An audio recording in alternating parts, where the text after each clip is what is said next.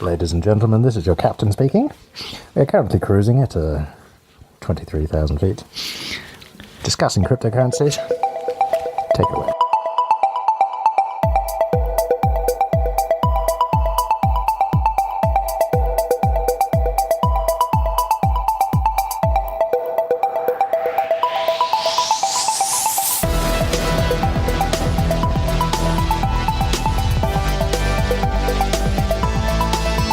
FOMO Show, everyone. I'm Matt. I'm Joe. This is the show for people who are interested in cryptocurrencies and the different upcoming technology, and we're just talking about it in hopefully non-technical terms, Layman's terms. Yeah, check it out on FOMO.show. That's FOMO.show. What was it? How long ago did we decide that we were gonna? How long ago were you like, oh, we should do a podcast? Oh, look, it was probably about. I can't remember whether it was 2 weeks ago or whether it was last week that I actually suggested it. Because what happened was we went out to lunch. You know, we took a couple of fellas that we work with. We said, oh, let's all go out to lunch, get some food. And it was actually on a day that I'd invested in this like very low market cap, very small coin. I chucked $100 in just because. And I'd already cashed out of it. When it had gone up to about essentially $400 Australian, I'd cashed out my 100, and then that day it peaked at about $1,500 worth Australian. Wow. And so I was just ecstatic. I'd been a big week at work, and I pulled up. I had my little blockfolio. We'll touch on that later, but and it said, you know, this $100 that I sewed in had now gone 15 times what I'd initially put into it. So, of course, then we took... can't get that with index funds. That's right. You know, you can't get that with government bonds either. Good luck.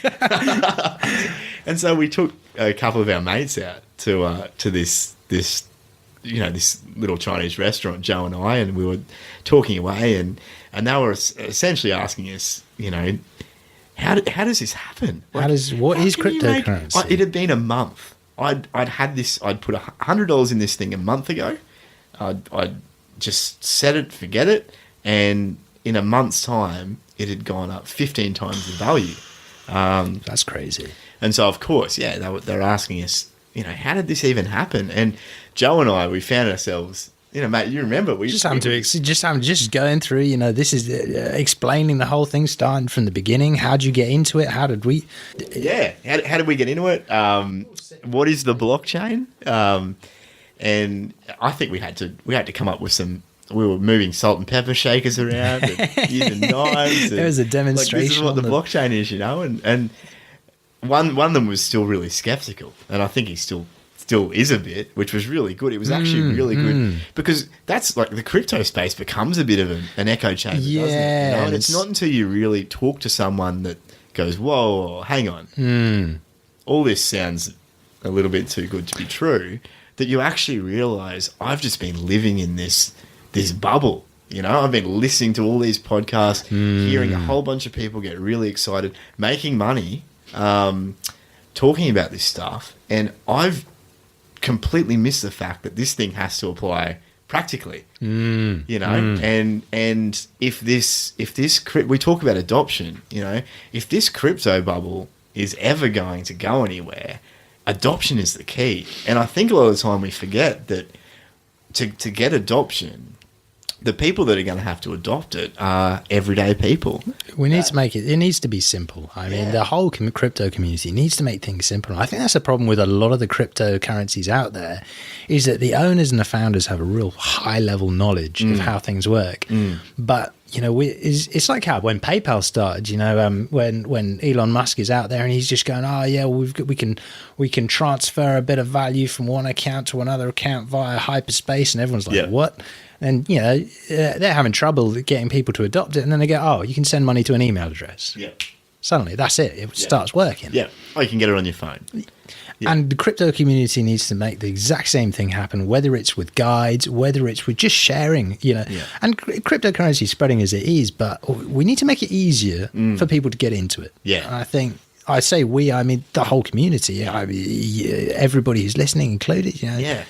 Because at the end of the day, mate, you're talking about people with jobs, with families, that have a lot of other places that they could put their money. And look, by and large, are pretty happy with how things are going. I mean, we talk all the time now, and this is kind of what's happened because of this whole crypto journey. We talk all the time about, disrupting things. And the reality is, man, a lot of people don't want change, but what they will react to is something that does a thing that they've taken for granted better, or innovates in some way that makes their lives easier.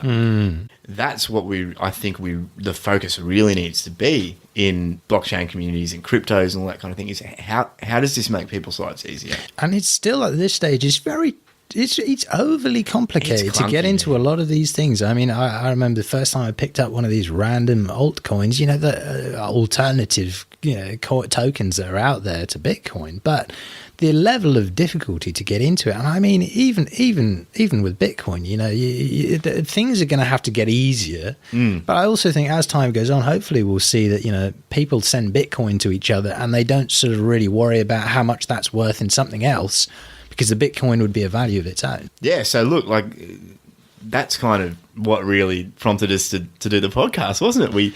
We came back from that lunch, and we just realised we'd been essentially explaining crypto for an hour to people that had no idea about what it was.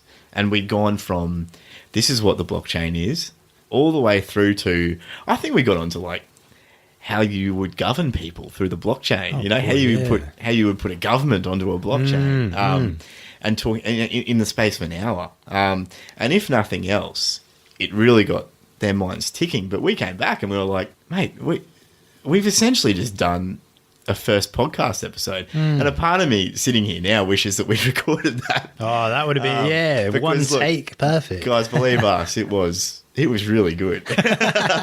It's kind of like Tenacious D song, greatest song in the world. That's how we felt. We came back and we were like, man, it's wish like we you were just there. made the greatest podcast in the world. And so, look, the FOMO show will be us trying to get back to that somehow. I don't think we'll ever get there. But, That was but can't that's the explain dream, mate. blockchain better than that lunch. Those salt and pepper shakers and the bit of spare chicken on the plate, and that was currency. Yeah, maybe we'll make that the first part to the guide, the Crypto 101. We'll just it'll be salt and pepper blockchain. Oh, perfect. Yeah. The immutable, the immutable ledger. Yeah. So how did you get into cryptocurrency in the first place? Yeah, mate. So it's a pretty funny story. I first heard of Bitcoin back in probably 2009, 2010. Right. I think anyone that was on I don't even know if Reddit. No, Reddit had been around at that stage. Anyone that was around Reddit and around forums and all that kind of stuff, you heard about this thing called Bitcoin, and it was, and you heard that there were people mining it, and you could just kind of turn your graphics card to mining it, and you'd get these Bitcoin. And I remember, I think I was at college at the time. I was at college at the time, and I heard about it, and I thought, oh, that's something I should probably check out. That sounds pretty interesting. And then, a couple of hours later, I'd completely forgotten about it, and I went back to using my video card for what it was actually meant to be used for, which is gaming. And that was it. I didn't think about it for years and years and years and years and years. And every now and then, it might pop into your head. You'd never follow it up. And then recently, a few months ago, I was upgrading my archaic computer system, which I'd neglected upgrading for years, and I decided to get a graphics card. And I looked on the website first of a few different peripheral sellers around the place, and all the graphics cards either seemed to be sold out or really highly priced. And so I wondered what was going on, and I called up one of the computer places here, and I said, mate, what's happening? There's no graphics cards available. I've finally come to the point where I want to get one. And he said, oh, well, blame the crypto miners. They've bought them all up. Unbelievable. And so, of course, I asked him, well, what do you mean crypto miners? And he said, oh, it's Ethereum. Everyone's mining Ethereum. So, of course, I went to Google and typed in what is Ethereum, and I found out that not only had Bitcoin survived and thrived, but there was a whole other bunch of Bitcoin knockoffs that had all come about too. And so I think that was the Saturday that I was trying to get a video card, and I think for the rest of the weekend I was just immersed in crypto news. I was finding out about these different currencies, about the markets, about what the blockchain actually was. A lot of you listening have probably had a similar experience. Yeah, so of course then I did some research, and yeah, I looked into a few different coins, and I found one that I liked, and I jumped on Coinbase, bought some Bitcoin, and then bought the coin on the exchange. Which coin did you get? I bought PivX. Right. And so then, of course, I was really excited, and I came to work. And like Joe said earlier, he works in the office next to me, and of course, I had to share it with him, and and he began his own Next crazy thing you know, journey. yeah. So, mate, what fascinates you the most about cryptocurrencies? I think there's a couple things to it. I think one of them is the speed element. I mean, with cryptocurrency, you're your own bank. So, if you lose your passwords, that's it. Your money's gone. Like it's curtains closed for you. But what I find absolutely fascinating is that I can transfer from me to you. I can transfer value on my mobile phone right now, and it gets to you. It doesn't go via any bank, doesn't go via any institution. It's a direct transfer of value. Yeah. And if you're in this beautiful country of Australia, you can cash it straight to a bank account. And there's what I love is that the control is not on the currency is not elsewhere. It's with you. So That's right. You're the owner. But it's amazing, isn't it? And for anyone that's listening in Australia, there's a website called Living Room of Satoshi. We'll put the link in the show notes, but go there now because that is your cash out avenue, and we're very lucky to have that. A lot of other countries don't have that. If Joe's from the UK and he has friends over there that have been having issues. Yeah, so there's a big withdrawal problem. I mean, there's no in Australia, we've got this website, livingroomofsatoshi.com. And yeah, you can pay from cryptocurrencies to this website, and they'll pay it directly to your bank account with, I think it's either minimal or no fees. It's I think maybe they make a slight spread on the transaction. You can pay your bills with cryptocurrency. So something you invest in now, let's say it takes off. A year from now, you could be paying your bills with just profits from some cryptocurrency here. Now, obviously, you've got to speak to your tax advisor and get your financial advice in. But it's absolutely fascinating what the potential is. Because back when Bitcoin started, I mean, people were giving it away. I remember the websites you could click on and it would spin a wheel and it would just be like, here's a free Bitcoin. And, you didn't even do anything with it. You just left it. But that's $5,000 worth of. I bet they'd like that back. But people were just giving them to their mates for free. People were just sending them around, and I think the same thing is sort of happening with some of these new coins, where they're only a few cents each, but we don't know what's going to happen in 3 years. But some of them might totally take off, and. Yeah, and I think it's that cognitive effect as well. I mean, we've seen it ourselves. We have a colleague that we essentially nagged and harassed him until he installed the PivX wallet on his mobile phone, and then we transferred him a Piv, and it came almost instantly, and you could just see the realization start to dawn in his eyes when he actually worked out that I had essentially $2 worth of value transferred from one person's phone to the other person's phone without any intermediaries, without any government taxes.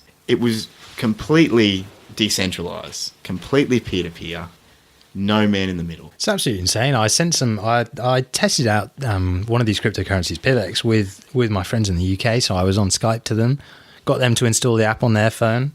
I asked them to do a count. I was like 3, 2, 1. I'm going to send you this money. And almost as soon as I'd finished speaking, he goes, "Yep, I've got it." And he's got the cryptocurrency in his phone. And I mean, if I'd sent that to his bank account, I mean, the amount that would have cost and the time that would have taken to get to his wallet. And sorting out SWIFT codes and all that kind of stuff. So, yeah, and I saw a headline this week on Futurism.com. 6 banks looking to pair up to create a cryptocurrency. Now, it's led by UBS, who've run, UBS I've seen have run a number of, innovation challenges over the years. I mean, I think they've really tried to sort of be up there and with the crowd. And they're looking to create a cryptocurrency, I think, for interbank transfers, which is a really interesting idea. And that's kind of what Ripple's doing, isn't it? Yeah, it's a Ripple. That's the sort of the commercial. They're like the settlement layer for the banks. That's what they're wanting to do. And so, what are they hoping to achieve with this blockchain? I mean, I think for the big companies, there seems to be a huge amount of value in. There's a huge amount of value in having an immutable, like a write it once and it's a permanent record. So there's very little room for people to sort of forge different amounts or cover things up. So I don't know if they're doing it for that reason, that it's security. Maybe it reduces accounting costs. It's exciting to see that, you know, more and more companies are looking to get into cryptocurrency. I mean, I've seen that the Visa have been hiring blockchain engineers. Like, yeah, they've got postings on their site. What else has been going on? Yeah, mate. So, I mean, obviously the big elephant in the room, yeah, it's over there. No, in the corner. Just behind the sofa. It's not really that big. It's more of a... Yeah, it's like a small elephant. Family-sized. Yeah. Anyway, it's in the room. There was a huge market shake-up that we saw earlier this week. It was prompted by the news that China... Wow. Or the Bank of China, anyway, is proposing to ban all ICOs. Now, I did want to talk about this a little bit because in another life, I'm a lawyer. And the thing that confuses me sometimes when I see this news that comes out is that you'll see a press release by someone. And if you look back in the history of crypto, the Bank of China has made a lot of quite alarming releases. But the latest one essentially said that prompted quite a big sell-off in the market. NEO, which has been touted as the Ethereum of China. Is NEO AntShares? It was AntShares. Oh, yeah, what's it called now? Is it just called NEO? Just called NEO. Yeah. Cool. Yeah. It had a sell-off. There were some other Chinese tokens and ICOs that had a big drop in their price. And Red Pulse, which was another big ICO that was coming up, had to postpone. I got an email yesterday saying, oh, look, because of all this, we're going to have to postpone.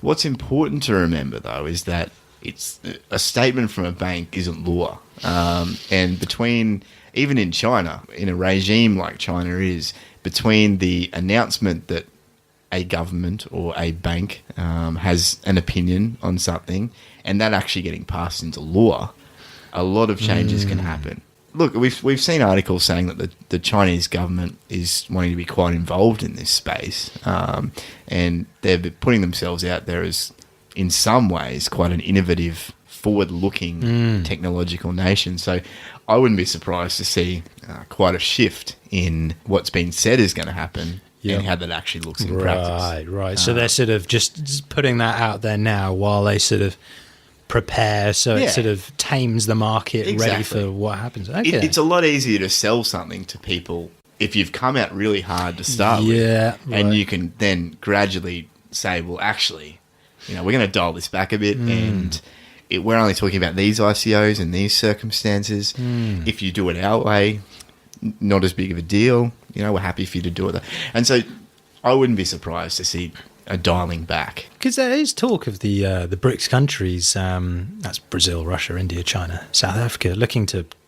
I'm pretty sure I saw some news the other day about them looking to use cryptocurrencies as an alternative to trading via the US dollar, because a lot of them are, you know, I mean, those countries specifically really want to sort of put the dollar to death, but it's how they go about it, and because it's the world's reserve currency, they've got to use it for...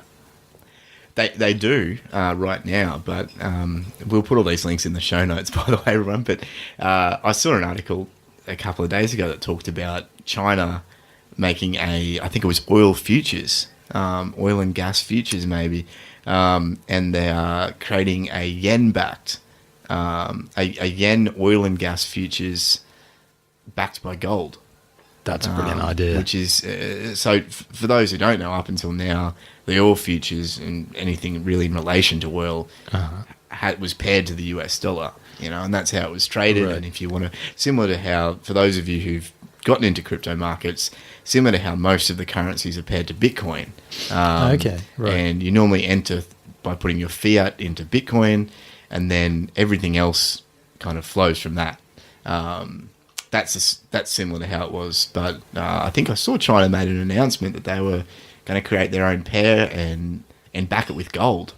That's a brilliant idea. I mean, what in a world where money is printed willy nilly, you know, Bit of gold. Gold. That's. I heard that there was a book that you were reading that was to do with the what was it? It was to do with the history of the British Navy, wasn't it? Yeah, mate. Yeah, look, I look, crypto's been on my mind for months, and I thought, oh, look, I need to just listen to something that just doesn't have anything to do with crypto, so I can, so I can get to sleep at night. And so I got this book called "To Rule the Waves," and it's essentially about how the British Navy shaped a lot of the modern world with as we know now. And it started off with all the pirates, the British pirates back in the day who were backed by the Crown. And yeah, what struck me was that the Crown, which had to sponsor a lot of these expeditions to go out and get more money, they had to pay in gold. And if they didn't have any more gold, they couldn't sponsor anything. So they couldn't just print more gold. No, you couldn't. Yikes. Gold was the way that this thing. Do you imagine only spending what you have? Calm down. Mate, another thing I saw actually is there's British property developers in Dubai who are now accepting Bitcoin payments for the apartments that they've built. So they've put up a couple of apartment buildings in Dubai somewhere, and instead of offering them on the market for Dubai dollars or dirhams or something, something whatever that would be, they've said, we are only going to sell you an apartment if you pay us in Bitcoin, which is really smart, isn't it? Wow. And we were discussing this earlier. Any merchant that wants to look at creating some extra revenue, if you accept payments in Bitcoin or whatever else, you'll get, let's say you get paid $100 in Bitcoin now, and you get paid $100 now at the same time. In 1 year, your $100 in fiat money, like in paper money, might be worth 97. Yeah, 97. If that. If it hasn't deflated more. Your Bitcoin, judging on the current trends, might be worth 200. Yikes. $200. Yeah. Even conservatively, let's say it only goes up another 20% in the next year. You still got $20, $23, $24 more than you would in fiat. So it makes sense. Okay, mate. So let's move on to the next segment. Tool recommendations. So just tell us what we're trying to do with this segment.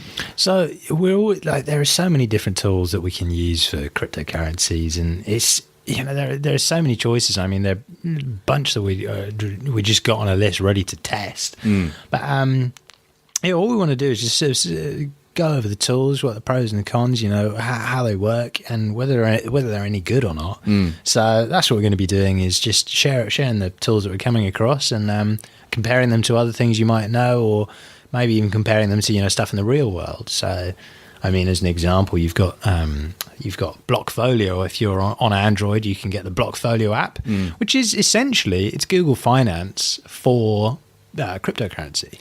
Yeah, man, I check Blockfolio multiple times a day. I think it's probably the one I use the most. And, I mean, I definitely recommend, if you're going to get one app, that's probably the one you want to get. It's simple.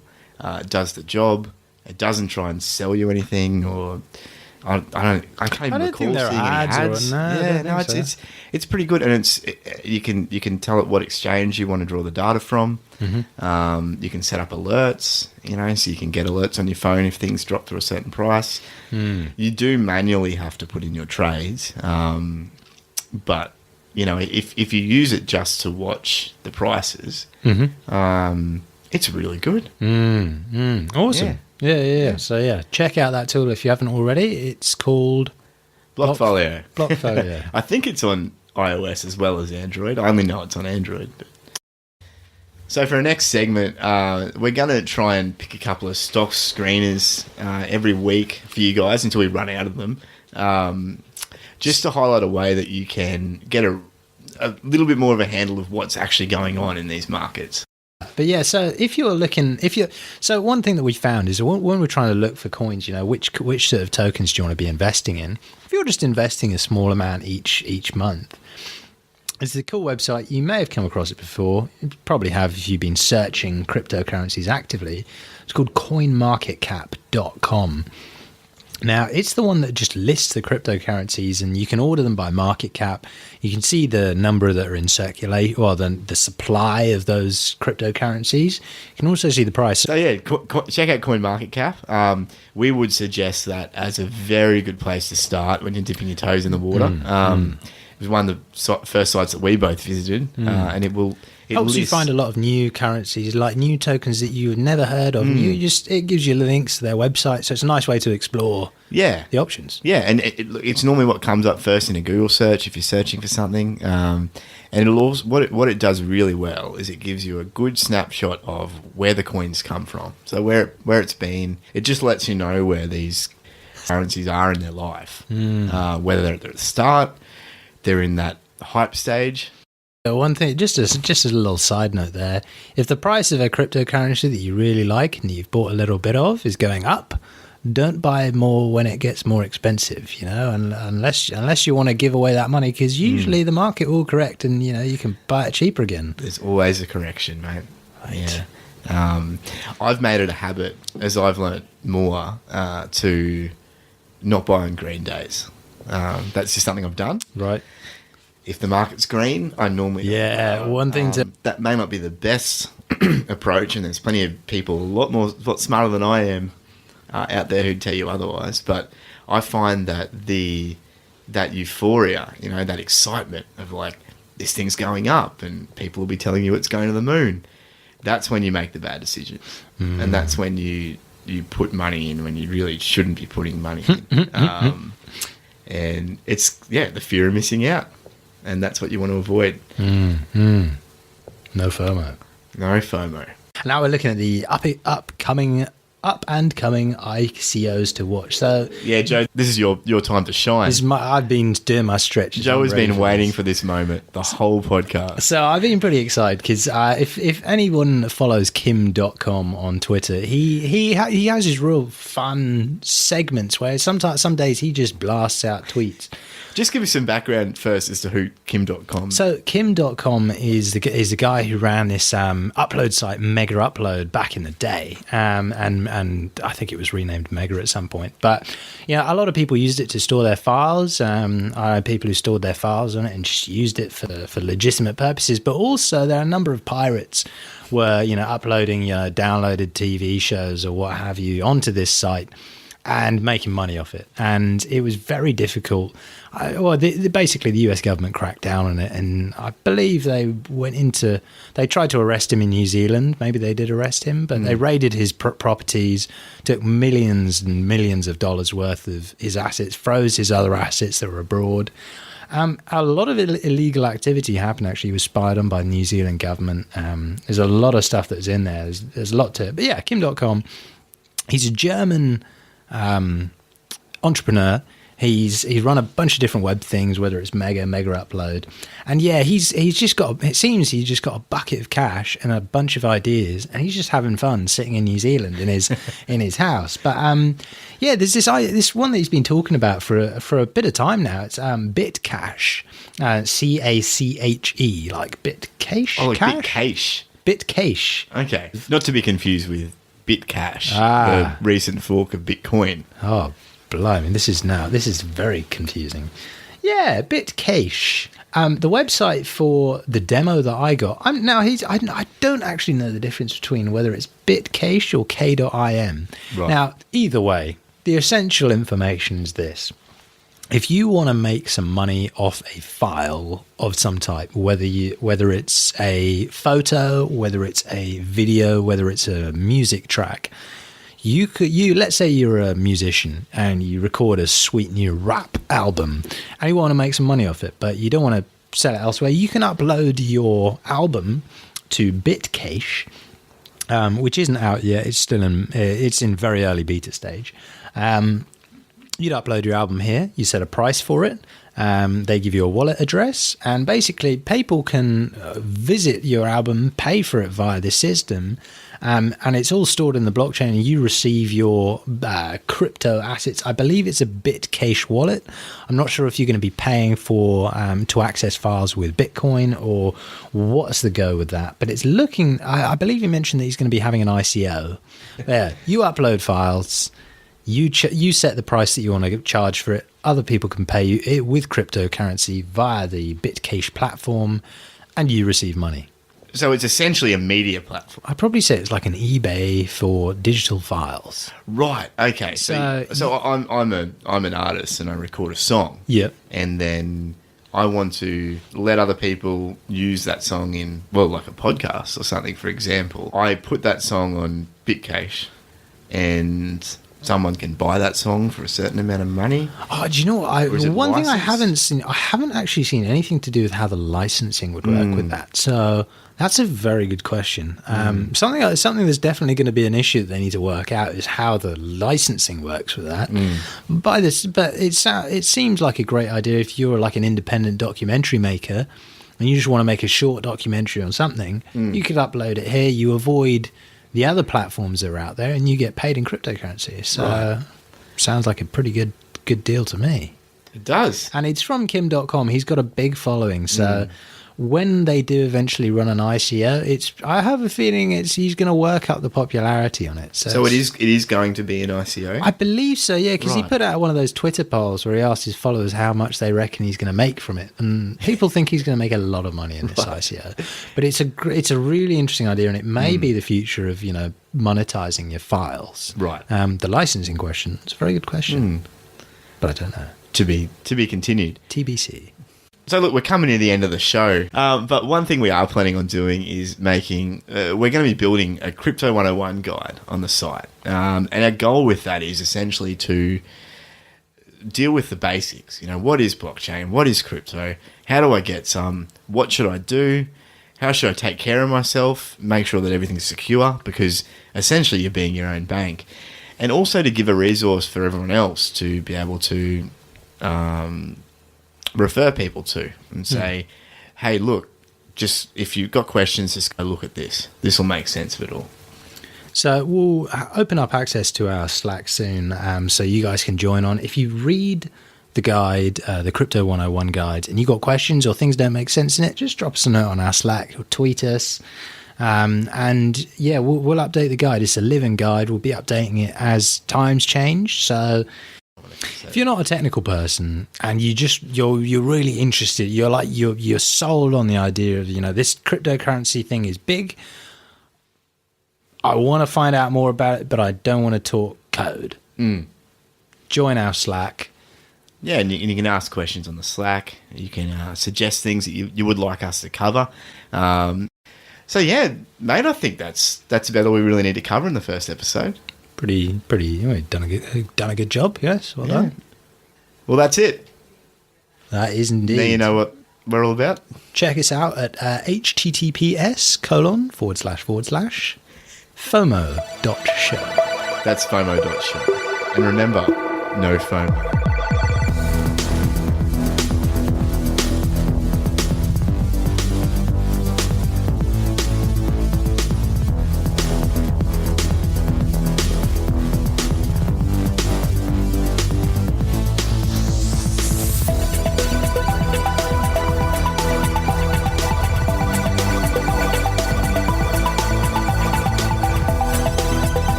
You just hear the tail end of some just weird stuff, but it's last night I was sniffing my baby's diapers. Yeah. When And then people my are nose like, kind of just got in there, All of a sudden, it was on the end of my nose, and yeah, oh, here we are at the FOMO show. Woo-wee. This seems pretty cool. We got mics. We've got Joe and Matt. I feel awkward. We got crypto. It's like when your mum holds your hand and you're walking into school. You're just like, I don't quite know how to react to this, but I don't feel comfortable.